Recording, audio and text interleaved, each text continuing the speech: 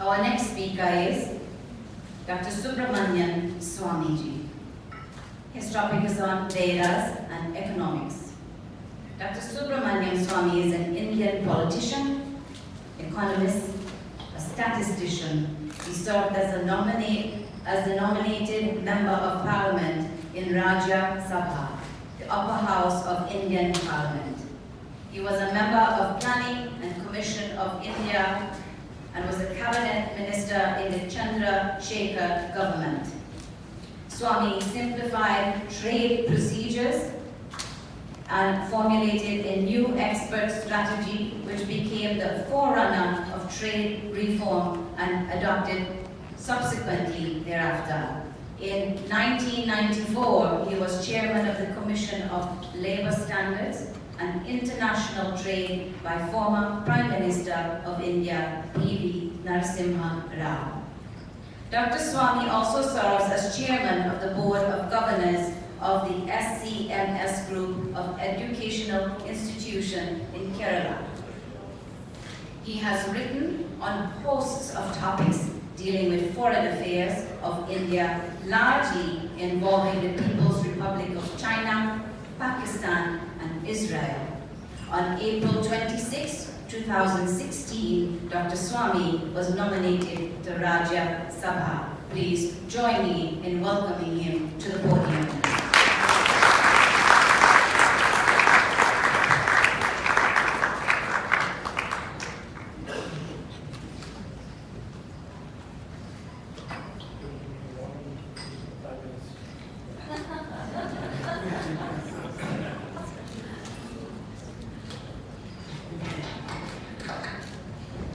Thank you very much.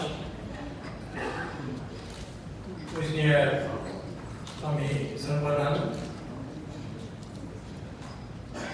Pujniya Swamiji Paramatananda, Sadhvi, distinguished members of this conference, distinguished members on the stage. Economics has been so far treated as a subject which deals with wealth accumulation.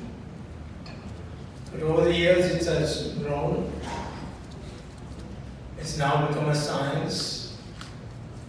It's the only addition that was made to the Nobel laureates awards.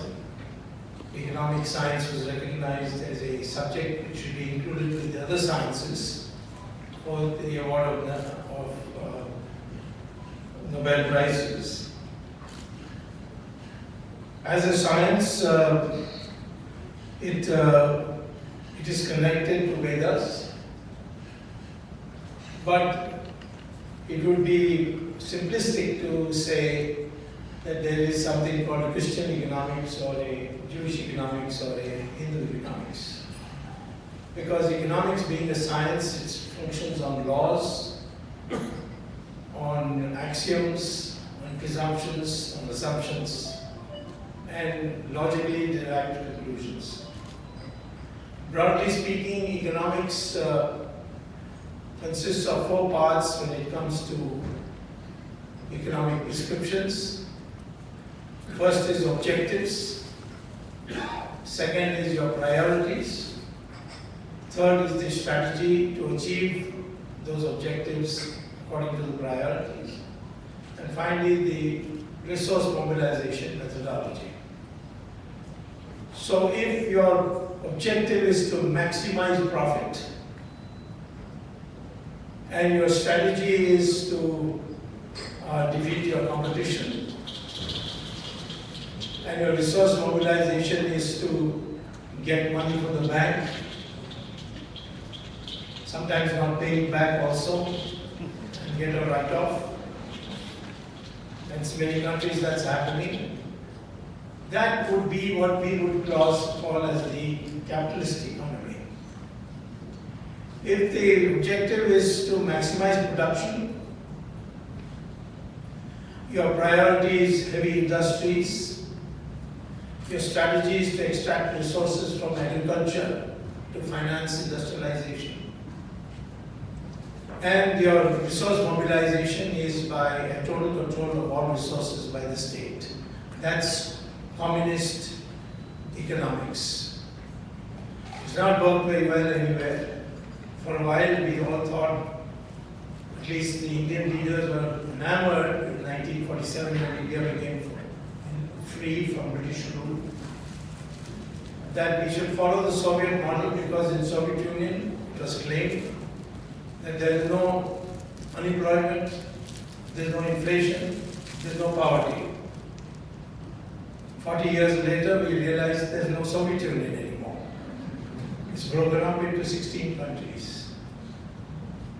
The adoption of the Soviet model by India kept us growing only at a 3.5% rate growth. And therefore poverty increased, inequality increased, so many other things happened, and ultimately in 1990 when I came into office along with the Prime Minister, Mr. Chandrasekhar, we decided to scrap the system. We practically did half of it, and then the following government, of which also I had a minister in that position, Mr. Narasimha Rao, we completed the transition from socialist state-controlled economy to market economy. But the transition is not over because we now need to move to understand that India at least and Hindu tradition has a different ranking for wealth acquisition. In the Varna system, which I mentioned to you yesterday, which is degenerated because of its connection with birth, it was originally a division of labor. That there will be some who will be dealing with the generation of knowledge. There will be some who will be defending the country with their military power. There will be some who will be generating wealth.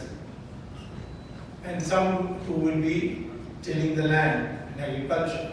That was the original scheme when two great rishis, Bhrigu and Bharadwaj, met and decided on the structure. In other words, the highest position was given not to the accumulation of wealth as in the Western societies, but the highest position was given to the generation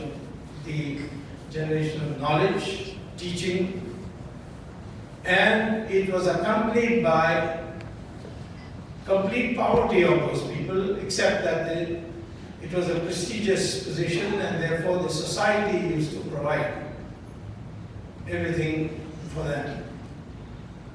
Today, sadhus and sannyasis are not people who work the stock market or engage in real estate. They are people who depend on the society to support them. So, wealth generation was not the top priority for our society. So when you talk about Vedic science impinging on economics, we have to design these objectives, priorities, strategy, resource mobilization according to the goals of Vedic societies. And therefore, it was felt, and in fact, one of our politicians who was heading the party I am in today, in those days it was called the Jal Sangh, then it went through a merger process and came out as Bharatiya Janata Party. But the president in the 60s was Deedar Upadhyay, who said that the economy should be structured in such a way that it harmonizes with spiritual advancement. Both are equally important. And in a sense, it's a resolution of conflict. So therefore, he called it integral humanism. You'll be surprised to know that in the first decade of the year 2000 of this century, in China too, Hu Jintao, who was Prime Minister, who was President, he got a resolution passed by the Communist Party of China that we now believe in a harmonious society and that the pursuit of wealth will be tempered by Confucius and Buddhist principles. After Xi Jinping came, it went in the wastebasket basket, so we don't hear much about it now. But there was an attempt to think in terms that because of the fast growth of China and the inequalities, a certain degree of tension arose between labor and state and so on, and therefore he devised this, that making money is not everything. So here and there you do find this also finding expression in other places, but for India, I think if we are going to follow Vedic principles, we have to redesign the economics in such a way that we not only grow fast, but we also harmonize with spiritual advancement. That is why India has been not only a great economic power, from up till the year of maybe up till 1600 AD, or maybe even 1700, although the decline from India economically started from 1100 AD and was completed by 1820. It was a total decline, largely because of foreign forces which came, invaded, occupied parts of the country and ruled it and took out the resources. India became poor. But the fact is that for thousands of years, India was a country which was not only highly prosperous, but very advanced spiritually. And people came from all over the world. Chinese travelers came, Indian sadhus and sannyasis went to Southeast Asia, even to China. Buddhism went to China from India. We consider Buddha as an avatar of Vishnu. And its precepts are very similar, the law of karma. Hinduism can be characterized by, or Vedic principles can be characterized by 4 or 5 immutables. One is that all religions lead to God. I don't think there's any religion in the world which says that. Islam does not say that. In fact, it uses harsh words for somebody who doesn't believe in Muhammad. So does Christianity. Judaism also, in a sense, although Swami Paramahansa and his senior associate Swami Dayananda Saraswati had a Hindu-Jewish dialogue in which you came to an agreement, at least on one point, that although Hindus are probably 330 million gods, it's like a cafeteria, you can choose which god you want to follow. But the fact of the matter is that Ishvara is only one. So one god and many manifestations. And on that basis, the Jewish clerics and our Hindus from the Hindu Dharmacharya Sabha came together to say that yes, there is no conflict between Judaism and Hinduism. So I am saying that one is that all religions lead to God. Nothing will produce greater harmony in the world if all religions accepted this principle. And if all religions lead to God, there is no need for conversion. Now the tension in many countries of the world is the conversion that is sought to take place. The second thing is the concept of reincarnation. That is specific and special to Hinduism. Third is the law of karma.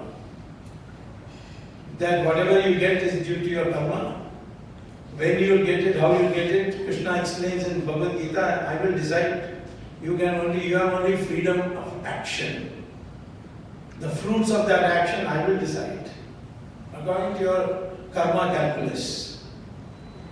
And on that basis, if indeed you have that attitude of mind, that I have only freedom to act. But if the results come, well, Krishna has been kind to me. If the results are adverse, then Krishna is responsible, I am not responsible. If you have that attitude, your tension, your stress and your tension will disappear.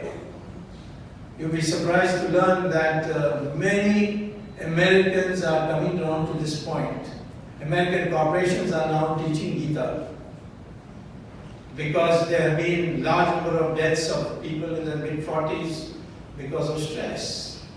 Stress management has been a part that arises, that now is become commonplace. In fact, 2009, August 25, I think, Newsweek's edition had a long article by the editor, one of the editors, called Liz Miller, where the headline of that article, it was an editorial actually, Newsweek editorial, headline was, "Now we are all Hindus." And you can get that by going to Google. Just type Miller, Newsweek, topic, "Now we are all Hindus." You will get the download, you can download the article. And the article says that because of the scientific nature of the beliefs of the Hindus, Americans, even if they are today Christians, they accept and adopt it. There's a large movement to cremate bodies, for example, instead of burying them, because that is much more scientific. There is this belief that pursuit of money as an end in itself only leads to greed, and greed leads to corruption. So there's these amendments also taking side by side, but I think time has come when we need to write texts on the economics of a Hindu society based on the Vedic principles. Now, if you were to look at what is the basis for our raising pursuit of knowledge as the highest value, I had said just stated the Varna as an example of that, where the most respected people are the Jnanis and the Tyagis, that is the one who is learned and who has sacrificed everything. Western societies, if you sacrifice, there is no great value for it. It may be an ad hoc admiration, but it is not a stable admiration. So the economics has to therefore reflect that. And therefore the objective of economics based on Vedic science has to be, the objective must be how to maximize contentment or happiness. And that has to be translated into quantitative terms. The second thing is, in terms of priorities, one of the priorities of a Vedic principle would be class harmony. Communists advocate class struggle, that the haves must be killed, destroyed by the have-nots, by organizing the have-nots. In terms of capitalist societies, yes, those with capital, they can exploit those without capital. Even as labor, they can exploit them. So therefore, now you can talk about economics and you can use the word Hindu economics without saying that there is something called Hindu laws. There are no Hindu laws. Hitler used to have this mad obsession that all the physics so far being taught is Jewish physics. So he decided to invent something called German physics and got nowhere. The laws are the same.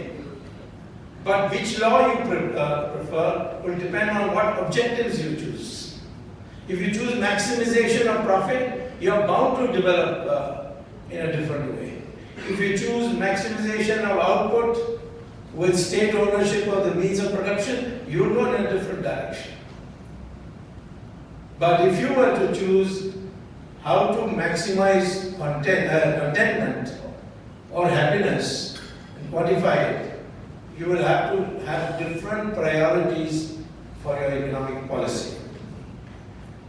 So therefore, I would say, one of the things that we have emphasized, people like Mahatma Gandhi emphasized it tremendously, but didn't succeed because he didn't have time to formulate it in a concrete form. It was assassinated before that. Otherwise, he was working on that according to his secretary's last will and testament of Mahatma Gandhi, which he published. The village autonomy has always been a part of our Hindu society. Chanakya, who wrote the first treatise in economics that we can decipher, he had said that India should not be of states. India should be of Janapadas. He talked about 1,000 Janapadas. And Indian society should be decentralized. And the power of the center should be for minimal matters such as protection, defense, and so on, law and order, and so on. And he also said that when the country is in trouble, then all must unite and pool their resources. The example is Mahabharata war. 3,000 kings came all the way to Kurukshetra, which is about maybe about 150 kilometers from Delhi, on the west, where in an open Maidan, armies of the Kauravas assembled against the armies of the Pandavas. And they took sides. Either they took the side of the Kauravas or they took the side of the Pandavas. Of course, Krishna left the choice. He said, my army can be taken separately from me. Those who want me, whoever wants me, of the two, they can have me alone, or they can take my army without me. The first choice was given to Duryodhan, and Duryodhan chose the army. And of course, Pandavas were very happy to choose Krishna. And again it showed that the brain that mattered. Krishna was God on the earth. Unlike Rama didn't know he was God. He was Maryada Purushottam. But he was an avatar. Krishna knew he was Sampurna Purushottam. That means he knew he was God. And then he acted as charioteer and guided them how to fight the war. So that war was fought by the whole of India. That's why it's called Mahabharata. Those who say, until the British came, India was not united, it is all propaganda. India had a loose unity based on core national principles. And the economy was such that anything produced in any part traveled to the rest of the other parts. And it even went abroad. As Fasian, who came from China, has detailed all that went. Even our martial arts were taken abroad. Bodhidharma went from Kanchipuram in South India to Shaolin in China and taught them what is called as Wushu, martial arts. And that Wushu written in Chinese script, if you read it in Japanese, it becomes karate. And karate came back to India now. And we don't know, most of us don't know, thanks to the British, they have forgotten. We don't know that it is Kalirapattu which is originally the martial arts which was taken out of India. So this kind of trade that went showed that the Vedic principles not only created wealth, because pursuit of wealth was an objective, but it was not the primary, it was not given priority. Priority was given to what we call is the internal peace of the person. And that meant that not giving high weightage socially to wealth. the wealthiest in India are not necessarily those who have the highest position. That's why Mahatma Gandhi, just wearing a piece of loin cloth, could command the whole country. He was not on the basis of wealth. But the Western society is based on wealth. And that is something we want to move away from. And therefore, 1 minute left, therefore I say in conclusion that there is one other aspect which is now being codified and modified by the Western world, which is there in our Upanishads. And that is the 6 dimensions of intelligence. We know when we go to school and college, we learn develop what is called as cognitive intelligence. Physics, mathematics, economics, and so on. But there are other intelligences also. The art of persuading people. If you are going to have a harmonious society, then you must learn the art of persuading people. Adi Shankara, when he found that Buddhism has taken over, Buddhist theology has taken over the whole of India, he decided to go all the way from Kerala, his home base, right up to Srinagar, to Kashmir, and he invented this system of Shastra, which meant debate the theology with me, Buddhists versus Hindus, or Uttaramemsa school versus the Hindus, which he called as Veda. And he said, if in the debate I lose, I will convert to your religion. And if you lose, you convert to my religion. And all along the way, he went on converting, and that's how Hinduism returned. All without a bullet being fired or an arrow being sent. It was purely by discussion. This Shastra tradition is something that we need to bring back. Of course, I'm not saying that if somebody attacks you, you should say, okay, let's discuss. That will be taken as weakness. Then, of course, then Mahabharata, then it's the end. Either you or me. But in case somebody is ready to talk, try that as a first resource. And in fact, if you think that he is an unreasonable person, you can even go further. And now, let me just complete the six intelligences and then conclude my arguments. Therefore, emotional intelligence, the art of arguing and converting the other person to your point of view. It is there in Mimamsa logic. It has not been touched. In fact, that should be used in our courts much more. And 2 Supreme Court judges have given a judgment in India why it's a superior to the Western logic in courts. Then the third is social intelligence. I can start a factory and put smoke into the atmosphere, and it will make, you will produce a lot, but the society will get sick. So you have to have a social intelligence to know how to design your production process in such a way that it doesn't harm the society. Moral intelligence. I get ahead, but not by pulling the other fellow's leg to my level.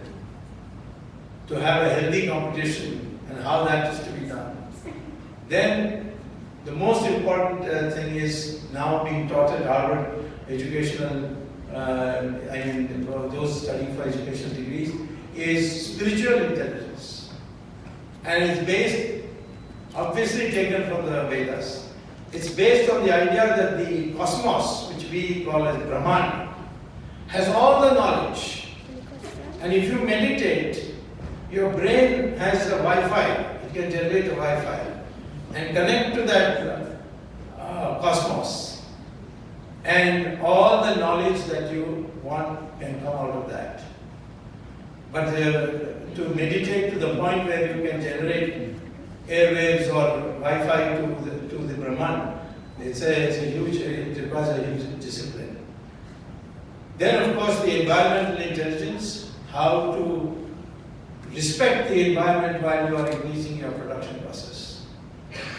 And finally, the most important of all, innovations. All progress in this world, accelerated progress has been possible because of newer and newer innovations And that is what the economic model should always focus on, how to motivate your population to learn to innovate. If you don't have water, learn to desalinate seawater. If you don't have coal, then if you have uranium as India, not uranium, as thorium as India has 60% of the world's thorium, work on it to be able to become reactor compliant. So these intelligences are a part of the merging of economics and Vedic science, and these are all still developing areas, and I think we must devote our energy to a new theory of economics based on Vedic principles. Thank you very much.